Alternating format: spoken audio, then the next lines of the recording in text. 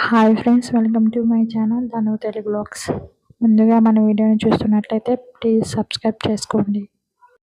ఇన్స్టాగ్రామ్లో అయితే బాగా వైరల్ అవుతున్న రెసిపీని అయితే నేను కూడా ట్రై చేశాను. ఫస్ట్ టైం అయితే ట్రై చేశాను.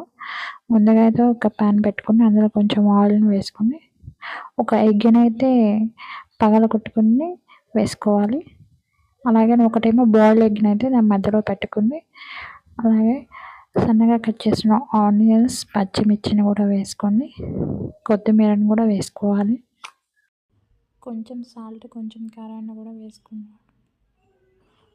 ఒక 5 మినిట్స్ ఉడికిన తర్వాత బ్యాక్ సైడ్ తిప్పేసుకోవాలి.